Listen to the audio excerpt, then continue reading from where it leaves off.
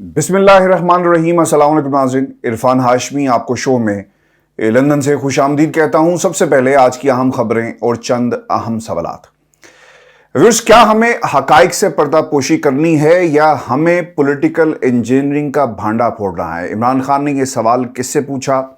आइंदा आम इंतखाबात के लिए इंजीनियरिंग के जरिए प्री पोल रिगिंग पर रातों रात काम शुरू हो गया है।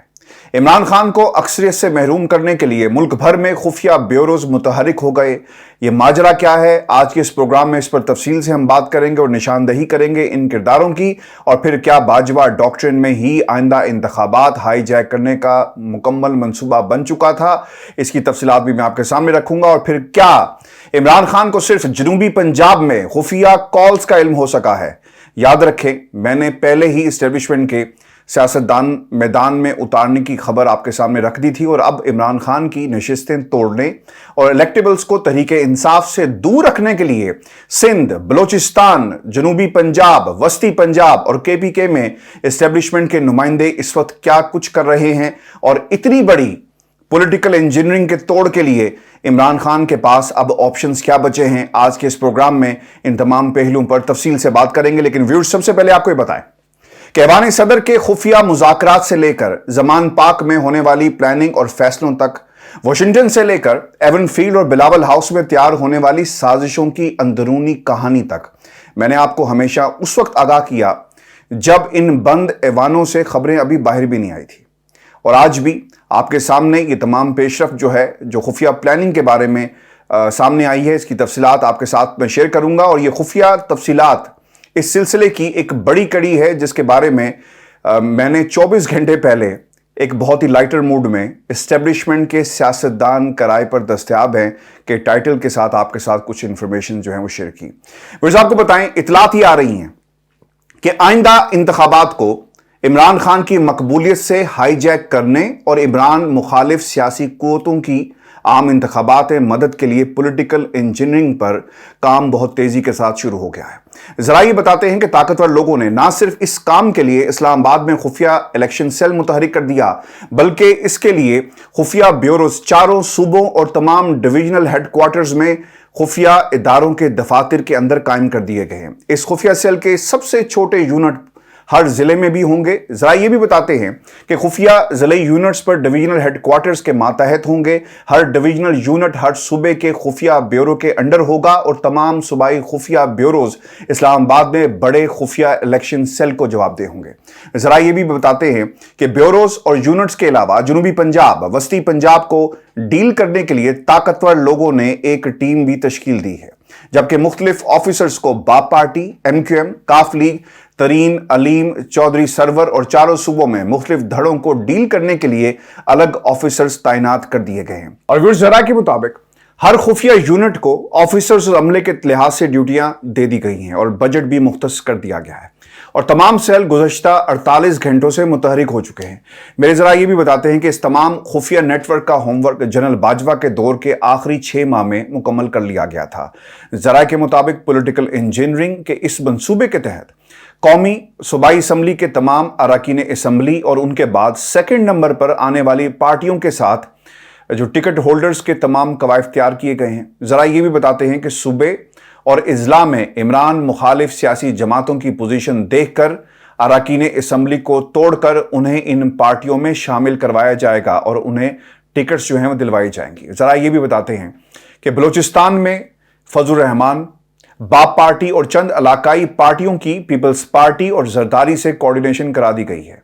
और फिर यह भी इंतहाई अहम है कि जनूबी पंजाब में सूबा जनूबी महाज की नशिस्तें और ऐसे हलके जहां पर तहरीके इंसाफ का जोर है और दूसरे नंबर पर पीपल्स पार्टी का वोट बैंक है, वहां के अरकान को आसिफ अली जरदारी से राब्ते के लिए कहा जा रहा है। और अहम तरीन इंफॉर्मेशन ये भी है कि जनूबी पंजाब के बारे में ऐसी इतलात की तस्दीक इतवार की शाम इमरान खान साहब ने भी कर दी और उनका बयान की शक्ल में कि जनूबी पंजाब के अरकान को एस्टेब्लिशमेंट के फोन आ रहे हैं कि वो पीपल्स पार्टी का साथ दें।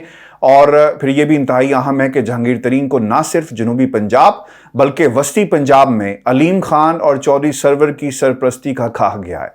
और तरीन से यह भी कहा गया है कि जनूबी पंजाब में जिन नशिस्तों पर पीपल्स पार्टी के मुकाबले में नून लीग तहरीक इंसाफ के मुकाबले में दूसरे नंबर पर आई, वहां पर वो नून लीग को फायदा देने के लिए काम करें, यानी नोट शोट जो है चलाएं। और जहांगीर साहब वही हैं जिन्हें इमरान खान की एटीएम होने का ताना दिया जाता। अब पंजाब में 2 एटीएम्स मुतहरिक हो गई हैं। एस्टेब्लिशमेंट तरीन का मुकम्मल साथ देगी। जरा ये भी बताते हैं कि लाहौर में अलीम खान को खास मिशन सौंपा गया है कि तहरीक इंसाफ के खिलाफ नून लीग की हर तरह से मदद की जाए।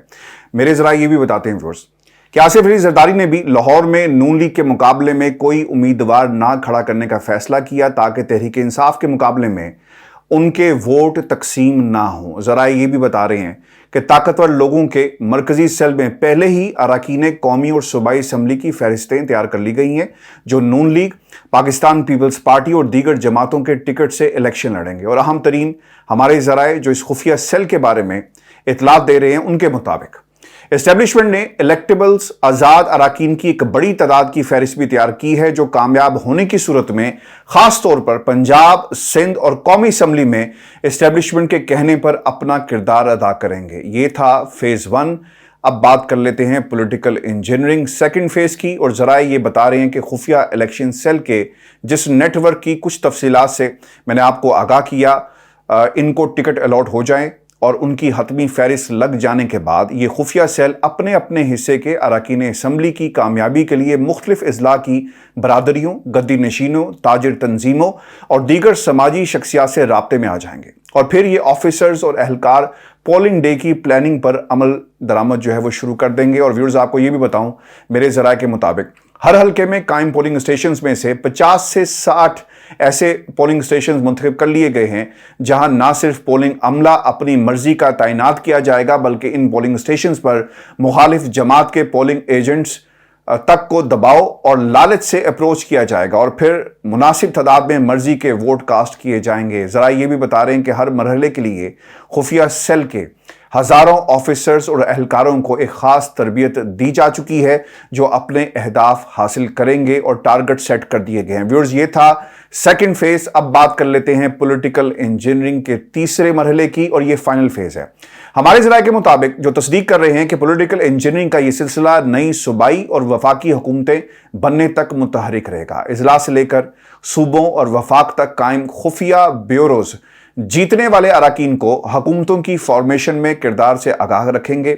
आज़ाद अरकान को पार्टी पोजीशनों के बाद जिम्मेदारी दे दी जाएगी कि उनका वोट किसके पलड़े में जाना है। मेरे जरा ये भी बता रहे हैं कि जो अहम तरीन बात है कि इस पॉलिटिकल इंजीनियरिंग का सबसे बड़ा हथियार अरकान असम्बली और टिकट होल्डर्स की वो जाती फाइलें हैं जो तैयार कर ली गई हैं। इन सैकड़ों उम्मीदवारों के गैर कानूनी कारोबार, उनके स्कैंडल्स, उनकी जमीनों के मामलात, उनके टैक्स के रिकॉर्ड, उनके बैरून मुल्क अकाउंट्स, उनकी ब्लैक मनी और दीगर अमूर जिसकी बुनियाद पर उन्हें मर्जी बदलने पर मजबूर किया जाएगा। इसके अलावा शरीफ फैमिली, जरदारी फैमिली और उनके इत्तेहादी सरमायाकार भी अरबों रुपए का बजट खुफिया सेल वालों को देंगे, यानी एस्टेब्लिशमेंट को। और ये खुफिया फंड्स अरकान को खरीदने और मुख्तलिफ बड़ी बरादरियों का वोट खरीदने के लिए भी खर्च किया जाएगा। व्यूअर्स, आपको ये भी बताएं कि इमरान खान के पास इसका अब तोड़ क्या है, ये सवाल है। इस हवाले से हमारे ज़राए के मुताबिक खान साहब ने अपने साथियों को आगाह कर दिया है कि हम इस पॉलिटिकल इंजीनियरिंग की हकीकत से फरार इख्तियार हासिल नहीं कर सकते। हमने जितना मुमकिन हो सका इसका मुकाबला करना है, लोगों को एस्टेब्लिशमेंट के इन हथकंडों से आगाह करना है, इलेक्शन कमीशन और अदालतों में पटिशन जमा कराते रहना है, प्री पोल रिगिंग के बारे में अपनी टीमें तश्कील देते रहना है, पोलिंग वाले दिन हमारे टाइगर्स की टीमें ड्यूटीज देती रहेंगी। इसके अलावा हमारे पास कोई दूसरा रास्ता नहीं है। लेकिन खान साहब ये भी कहते हैं कि मेरा यकीन है कि अगर वोट बैंक हमारे हक में गैर मामूली तौर पर घरों से बाहर निकल आया तो धांधली के बावजूद हम कम मार्जिन से मगर ज्यादा से ज्यादा नशिस्तों पर पहले नंबर पर आ जाएंगे, जो इंतहाई अहम है। अब देखना व्यूअर्स ये है कि इमरान खान के वोटर्स का सुनामी ज्यादा होता है या एस्टेब्लिशमेंट की प्लानिंग गैर मामूली होगी। दोनों सूरतों में तारीख की सबसे बड़ी इंतखाबी जंग पाकिस्तान में शुरू होने वाली। व्यूअर्स, ये वो प्लानिंग है जो पिछले 7 माह से जारी है और खास तौर पर जनरल बाजवा का आखिरी 6 माह का दौर, जब एक हिकमत अमली तय की गई। अगर उन्हें एक्सटेंशन मिल जाती, जिसकी वो कोशिश कर रहे थे और ऊपर से कहते थे कि मैं एक्सटेंशन नहीं चाहता और जाना चाहता हूँ, रिटायरमेंट ले लूँगा, लेकिन पसे पर्दा एक पूरा प्लान किया जा रहा था کہ آپ ہوم ورک کریں اور وقت آنے پر فیصلہ کیا جائے گا کہ ہم نے کس طرف جانا ہے. اب خبریں یہ آ رہی ہیں کہ بلوچستان کے اندر اہم سیاسی رہنماؤں نے پاکستان پیپلز پارٹی میں شمولیت اختیار کر لی ہے بلاول ہاؤس سے، جس کا ذکر میں نے پہلے بھی کیا. ایک پیغام، ایک سٹیٹمنٹ جو ہے وہ جاری کیا گیا. لیکن میرے لیے زیادہ انٹرسٹنگ بلاول ہاؤس نہیں ہے. میرے لیے زیادہ انٹرسٹنگ جو ہے نا وہ MQM کے مصطفیٰ کمال صاحب ہیں. مصطفیٰ کمال صاحب کے جلسے اور جو کانوائے اور جو یہ روڈ مارچ کرتے تھے، مجھے اچھی طرح یاد ہے راحیل شریف کے زمانے میں، تو ہمیں سٹینڈنگ آرڈرز ہوتے تھے نیوز روم کے اندر کہ جناب آپ نے جب تک تقریر ختم نہیں ہوتی اور ہر بلٹن میں ان کے جلسے کو لازمی ٹاپ آف دی آور دکھانا ہے. یہ اسٹیبلشمنٹ کا ایک بہت بڑا مہرہ ہے جو پاکستان پاک سر زمین بنی نہیں تھی، یہ ملک سے باہر بیٹھے ہوئے تھے، تو ایک دم یہ پاکستان میں واپس آتے ہیں. اور پاکستان کے اخبارات تو اب چیخ چیخ کر بتا بھی رہے ہیں. جو خبر ہم نے آپ کو بہت پہلے بتا دی تھی کہ کامران ٹیسوری صاحب ایسی حرکت میں نہیں آئے. اکتوبر میں اور نومبر کے شروع میں یہ فیصلہ کیا گیا کہ انہوں نے، یہ تمام دھڑوں نے اکٹھے ہونا ہے، اور پھر وہ اکٹھے ہو بھی گئے. اب آپ ستم ظریفی دیکھیں، یہ مصطفیٰ کمال صاحب نے ماضی میں خالد مقبول صدیقی کو، جو MQM کو اب لیڈ کریں گے، ان کے بارے میں یہ کہا تھا کہ یہ را کے ایجنٹ ہیں، اور یہ ان کا بیان ریکارڈ پر موجود ہے. لوگوں نے ان سے سوال کیا ہوگا کہ آپ تو کہتے تھے کہ یہ را کے ایجنٹ ہیں. بھائی را کے ایجنٹس کے گھروں میں نہیں آ کے بیٹھتے، ان کے خلاف تحریک چلاؤ، جا کر سڑک پر نعرے مارو کہ را کے ایجنٹ کراچی میں موجود ہے، کراچی کا امن تباہ کرنے میں بھارت کی را کا بڑا ہاتھ ہے. لیکن تم ان کے گود میں آ کر بیٹھ گئی. یہ ہوا کیا؟ انہوں نے ایک بیان جاری کیا اور وہ یہ کہتے ہیں، یہ بہت انٹرسٹنگ ہے، کہ خالد مقبول صدیقی را کا ایجنٹ کہا تھا، پر اب میں اپنے موقف سے پیچھے ہٹنے پر مجبور ہوں. بھائی یہ کیسی مجبوریاں ہیں آپ کی؟ یہ مجبور کون کرتا ہے آپ کو کہ آپ سچ پہلے بولتے ہیں، یا وہ سچ نہیں تھا، یا یہ سچ نہیں ہے؟ قوم اب اتنی بیوقوف نہیں ہے. یہ میں یہاں بیٹھ کر آپ کے سامنے یہ جو باتیں کرتا ہوں نا 24/7، اس کا ایک بنیادی مقصد یہ ہے کہ ہمارا میڈیا آپ تک یہ باتیں نہیں پہنچائے گا. وہ ایک خاص قسم کی اینگلنگ کر کے چلتا ہے، وہ خاص قسم کا بیانیہ جو ہے وہ آگے بڑھاتا ہے. یہ باتیں آپ تک پہنچنا بہت ہی ضروری ہے کہ جب یہ مسخرے اور جو چھوٹے قد والے بونے ہیں نا، سیاسی بونے، جب آپ کے پاس ووٹ مانگنے آئیں گے نا، تو ان کو ان کی اوقات آپ نے یاد کرانی ہے. کراچی کا امن تباہ ہو گیا. ایک شخص ٹریفک سگنل کے اوپر، لوگ انتظار کر رہے ہیں کب ہری بتی اور وہ جائیں، وہ لال بتی تھی ان تمام لوگوں کے لیے جو وہاں پر کھڑے تھے. وہ دن کی روشنی میں بڑی تسلی کے ساتھ گاڑیوں کو لوٹتا ہے اور کوئی کچھ نہیں کر رہا، لوگ تماشا دیکھ رہے ہیں، اور ایک CCTV فوٹیج بعد میں میڈیا کو دے دی جاتی کہ جاؤ اس کے اوپر بیشنگ کرو. تو یہ امن تباہ کرنے میں کن لوگوں کا ہاتھ ہے؟ ان لوگوں کا ہاتھ ہے. مصطفیٰ کمال کے پاس ایڈمنسٹریشپ تھی، یہ ناظم بھی تھے، سب کچھ تھا. کیا ہوا کراچی کا آپ کے سامنے ہے. گجر نالہ آج تک صاف نہیں ہو سکا، امن واپس نہیں آیا. کراچی روشنیوں کا شہر تھا، لیکن اب اس کی پہچان کیا ہے؟ کچرا پہچان بن گئی ہے اس شہر کی. اور کسی سے آپ کہنا کہ میں کراچی جا رہا ہوں، تو لوگ ایک دفعہ سوچتے ہیں کہ یار ہم کراچی جائیں یا نہ جائیں، یہ ہمارا ملک تھا، یہ ہمارا شہر ہے، ہمارے ملک کا ایک وہ حصہ ہے جو چلے گا تو پاکستان چلے گا. لیکن ان لوگوں نے اس کا کیا حل کر دیا؟ یہ وہ لوگ ہیں جو بیانات دے رہے ہیں کہ میں پیچھے ہٹنے پر مجبور ہو گیا. پھر انہوں نے ایک اور بڑی انٹرسٹنگ بات کہی ہے. وہ یہ کہتے ہیں کہ غدار اور را کا ایجنٹ کہا، مگر ریاست ابھی تک MQM کو تسلیم کرتی ہے. میں تو کہہ رہا تھا کہ را کے ایجنٹ ہے، لیکن ریاست نے ان کو تسلیم کر لیا. عین ممکن ہے کہ جس طرح کی ہوا چلی ہے پاکستان کے اندر، کل کو الطاف حسین کو بھی واپس بلا کر ان کے اوپر بٹھا دیا جائے اور یہ کہا جائے کہ ریاست جو ہے وہ تسلیم کر رہی ہے کہ کوئی را کا ایجنٹ نہیں تھا. جو کیسز برطانیہ میں چلے ان کا کیا حال ہوا، وہ بھی جھوٹے تھے. اور پھر میں یہ بار بار باتیں آپ کے ساتھ اس لیے کر رہا ہوں کہ یہی رویہ نون لیگ کا تھا، آج وہ اکٹھے ہو کر بیٹھ گئے.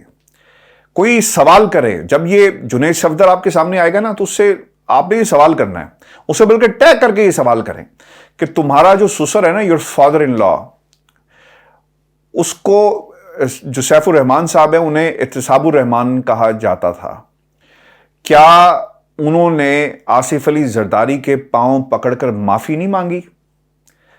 یہ سوال کریں. اور آج آپ کی والدہ جو ہے وہ چل کے جاتی ہیں. خیر یہ سیاستدان ہوتے ہی ایسے ہیں. ایک وہ بلاول زرداری ہے، اس کی ماں کی تصویریں जहाँ से गिराई गई, लेकिन आज जमहूरियत के लिए हमें इकट्ठे होने पड़ा, और वो इस तरह की गुलाबी उर्दू जो है वो बोलता है। तो ये सियासतदानों के रंग हैं, किसी का सुसर किसी के पांव पकड़ता है। आज के इत्तेहादी हैं, किसी ने किसी का पेट चीर कर पैसा पाकिस्तान की आवाम का वापस लाना था, लेकिन आज वो सबसे बड़े प्यार और मोहब्बत करने वाले और इनिशिएटर हैं। जिस तरह जिक्र उन्होंने किया कि मुझे तो वज़ीर आज़म इन्होंने लगाया, हमारी सीटें बेशक ज़्यादा थी, लेकिन आसिफ अली जरदारी साहब के हम बहुत ममनून हैं, और ये बातें आपको करते हुए नज़र आएंगे।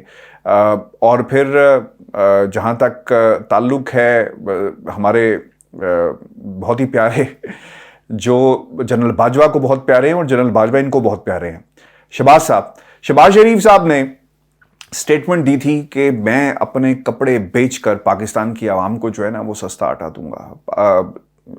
जहाँ तक ताल्लुक़ है ना परवेज़ इलाही साहब का, चलें उन्होंने एक अच्छा काम ये किया है कि गरीब आवाम को देखते हुए जो लोग महंगा आटा नहीं ख़रीद सकते, सप्लाई और डिमांड का जो मामला है उसे बैलेंस किया है, और गंदम की जो तरसील है, जो सप्लाई लाइन है, उसे डबल कर दिया है ताकि एक रिलीफ मिल सके, और 18 लाख के करीब थैले जो हैं वो पंजाब में डेली बुनियादों पर दिए जाएंगे। एक अच्छा काम किया है, लेकिन बहुत ही अच्छा हो कि गंदम हमारी अपनी है। गंदम हम एग्रीकल्चर कंट्री किसी ज़माने में हुआ करते थे, अब मुझे नहीं पता कि हालात क्या हैं। ये कहानी भी मैं आपको किसी दिन तसल्ली से बैठ के सुनाऊंगा कि हमें किस तरह साजिश के तहत, यानी ज़रई मुल्क था, 70% हमारी जो मईशत थी वो डिपेंड करती थी। आज हम कहाँ पे खड़े हैं, पानी हम सेफ नहीं कर सकते। वो लोग, बहुत ही इंपॉर्टेंट स्टेटमेंट है कि वो लोग जो कालाबाग डैम के ऊपर यूनाइट नहीं हो सकते, वो इक़्तिदार के लिए इकट्ठे हो गए। व्यूअर्स, जनेवा से खबरें भी आ रही हैं, इंशाल्लाह अगली वीडियो में उससे भी पर्दा उठाएंगे। और जाते जाते ये जो इश्तिहार सियासत हो रही है ना, और इश्तिहार के ज़रिए पाकिस्तान की इकॉनमी को ठीक करने की कोशिश की जा रही है, इसकी हकीकत भी आपके सामने रख दूं। पाकिस्तान के गालिबन तमाम अखबारों में एक इश्तिहार दिया गया है हुकूमत वक्त की तरफ से, और इस इश्तिहार के मुताबिक hashtag know your economy rebuilding Pakistan, ये एक तासुर दिया जा रहा है कि इसको इमरान खान ने ख़राब किया था, और अब हम सारे मिलकर इस मुल्क के अंदर इसको ठीक करने में लगे हुए हैं। Current account deficit reduced by 57%, revenue collection 3,429 billion 17.4 increase हुआ है। फिर वो ये कहते हैं कि इंपोर्ट रिड्यूस्ड बाय 16.2%। अभी वो कह रहे हैं कि इंपोर्ट्स हमने कम कर दिए हैं, घबराने की जरूरत नहीं है। एग्रीकल्चर क्रेडिट 664 बिलियन 36% ग्रोथ है। अगर ग्रोथ है भाई तो कहाँ पर है, इकॉनमी पे इसको रिफ्लेक्ट होना चाहिए, नज़र नहीं आ रहा। फिर वो ये भी कहते हैं कि trade deficit reduce by 26%, currency stabilized है, बड़ी चीज़ स्टेबलाइज्ड है, 200 से नीचे आ गई है। पाकिस्तान में शहद और दूध की नहरें बहना शुरू हो गई हैं। फिर वो ये भी कहते हैं कि हिस्टोरिक किसान package of 1800 billion, timely payment of external liabilities, खुदा का खौफ खाएं। गवर्नमेंट ऑफ पाकिस्तान कहना चाहिए, इम्पोर्टेड हुकूमत ऑफ पाकिस्तान। आप किसको बेवकूफ़ बना रहे हैं? गरीब आदमी को क्या लगे कि आपकी इंपोर्ट्स और एक्सपोर्ट्स क्या बन रही हैं?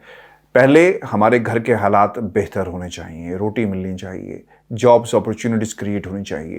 ये जो आप बड़े बड़ी फिगर्स लेकर डॉक्टर साहब हमेशा से ये करते रहे हैं, और वो क्या करते हैं, मोटी मोटी फिगर्स और डिफ़िकल्ट वर्ड्स जो है ना वो इस्तेमाल करेंगे और कहेंगे कि हमारे दौर में ये हुआ, हमारे दौर में ऐसा हो गया। एक बड़ी ख़तरनाक बात उन्होंने कल कही, मैं इस पर पहले बात नहीं कर सका। मैं जाते जाते ये जुमला आपके साथ छोड़े जा रहा हूँ, इसको गौर से सुनना है, और इस पर आपने एक जो सोचने का अमल है उसका आगाज़ कर दें, क्योंकि ये हमारी इकॉनमी के साथ हो रहा है। और इसका कसूरवार कौन है?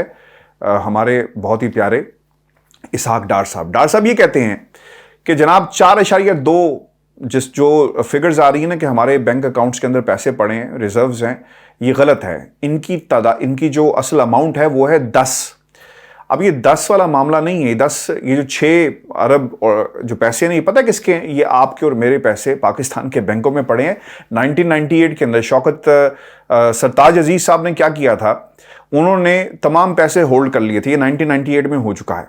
यानी अगर हालात मुल्क के ख़राब हों तो जो पैसा आम आदमी का बैंकों में पड़ा हुआ है ना, वो पैसा भी हुकूमत कह रही है ये पैसा भी हमारा है। और ऐन मुमकिन है कि बैंकों से पैसा निकालने पर पाबंदी कुछ अरसे के लिए लगा दी जाए, और फिर पाकिस्तान में जो आवाम है वो बैंकों के बाहर पहले तो यूटिलिटी स्टोर्स के ऊपर आटा लेने के लिए खड़ी होती थी ना, फिर नारे लग रहे होंगे कि हमारे पैसे जो हैं वो वापस करो। व्यूअर्स, ये आज का शो था हमारा, अपने कमेंट्स ज़रूर भेजिएगा। और ये जो पॉलिटिकल इंजीनियरिंग का मैंने आपके सामने एक खाका खींचा है, इस पर अपनी ज़रूर राय दें और इसे ज़्यादा से ज़्यादा शेयर करें जो खुफिया हाथ हैं, ताकि हम उन्हें एक्सपोज कर सकें। इजाज़त दीजिए, अल्लाह ने के बाद।